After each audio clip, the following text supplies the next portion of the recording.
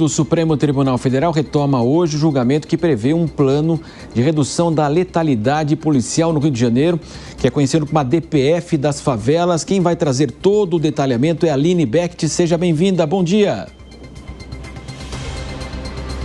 Obrigada, Marcelo.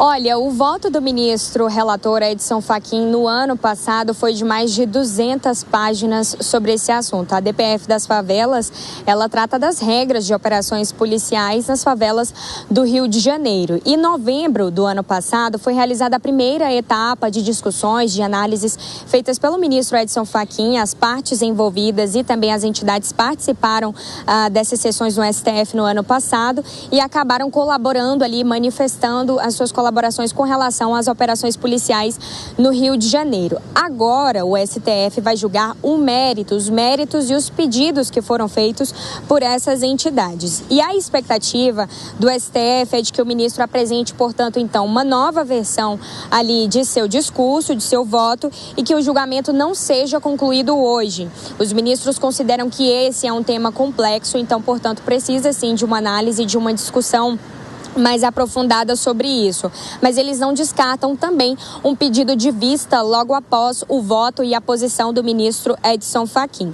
A DPF das favelas chegou ao Supremo Tribunal Federal em 2019 por meio de uma ação que foi apresentada pelo partido PSB. E aí de lá para cá já foram tomadas 3 medidas cautelares pelo STF em relação às operações policiais no Rio de Janeiro. Uma delas foi a suspensão do uso de helicópteros nessas operações, porque existia ali muitos relatos, inclusive de entidades, de que os policiais utilizavam os helicópteros ali para poder, atirar ali durante essas operações. Portanto, o STF acabou suspendendo. Essa foi uma das medidas cautelares. Agora, com essa retomada, aí o governador Cláudio Castro manifestou-se sobre isso. Ele disse que a DPF acaba impondo as limitações às missões da polícia e que isso aumenta o poder da criminalidade na região do Rio de Janeiro.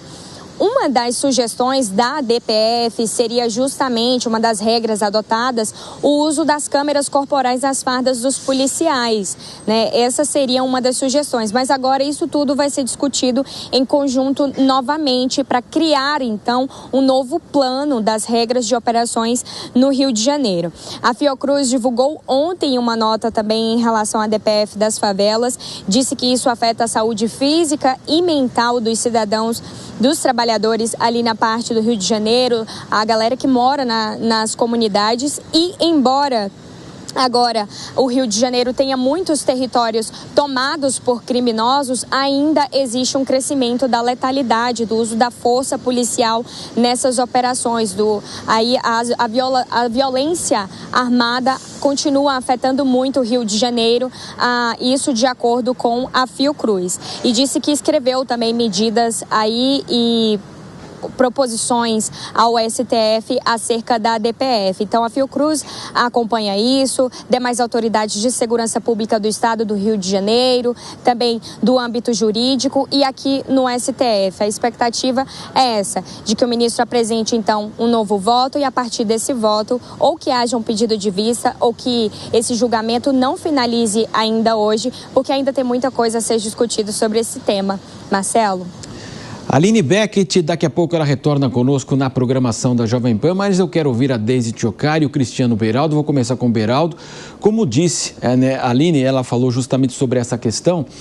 O prefeito Eduardo Paes também tem feito muitas críticas ao longo desse período, o governador Cláudio Castro, do aumento da violência relacionado, esse aumento justamente a essa decisão do STF. Marcelo, há dúvidas de que temos um problema gravíssimo de criminalidade no Rio de Janeiro? Há dúvidas que existem regiões da cidade do Rio, do estado do Rio de Janeiro, completamente dominadas pelo crime organizado? Há dúvidas de que crianças que crescem neste ambiente estão crescendo com uma referência completamente deturpada do que é o poder, do que é a força, do que é o Estado? Porque os mesmos ministros que se demonstram tão preocupados, por exemplo, com regulamentação de rede social, porque as fake news podem atrapalhar a formação das crianças e atrapalha a sociedade, e a criminalidade.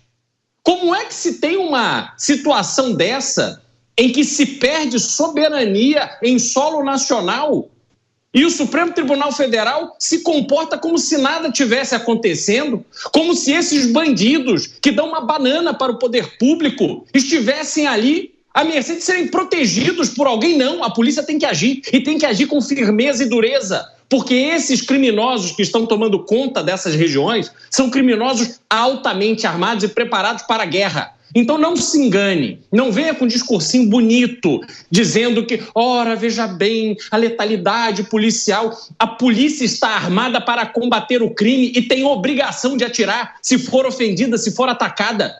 Que a polícia possa fazer o seu trabalho e que as nossas autoridades compreendam a realidade que o Brasil vive, porque a população sabe muito bem o que passa. Eu vou na mesma linha do Beraldo aqui. O julgamento da DPF das favelas é um marco nessa disputa entre segurança pública e direitos fundamentais, mas também expõe essas contradições da política de segurança no Brasil, né? O resultado prático dessas restrições, ele é controverso e politicamente muito sensível. O que a gente tem que prestar atenção é que o julgamento, ele não pode se limitar a uma decisão simbólica do STF contra a violência policial.